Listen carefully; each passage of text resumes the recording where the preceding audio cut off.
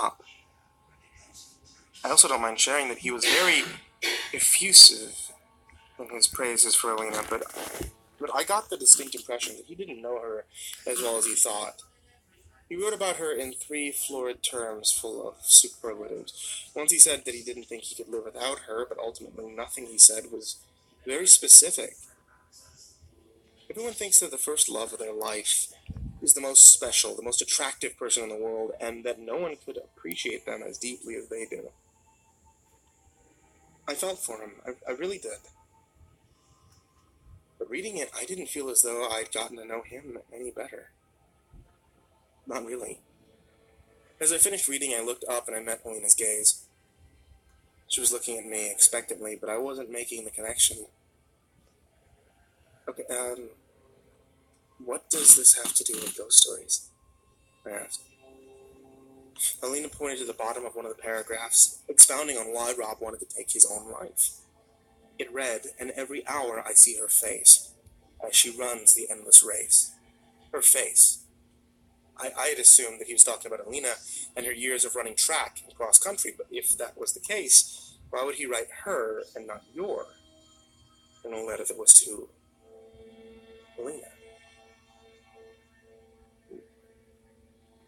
A shiver ran up my spine. It wasn't cold, it was more like someone had walked over my grave. The endless race, I said. Yes! For a split second, Alina was her former self again. God, I was starting to think I'd imagined it. Tell me, you remember where it's from?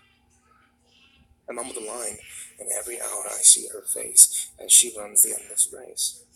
A couple of times under my breath, I knew that I'd heard it before, but where? I was positive it was a ghost story, but I hadn't...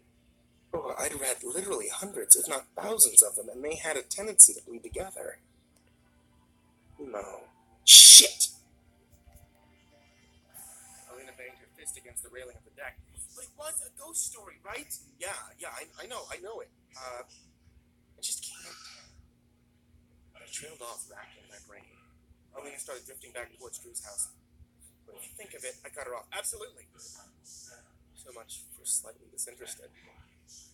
As she reached the door, she turned around and looked at me.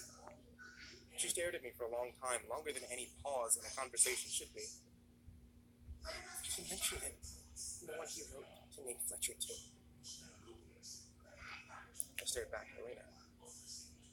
Fletcher's letter? Yeah. Did you find it? That's a line I didn't think I could cross. Yeah.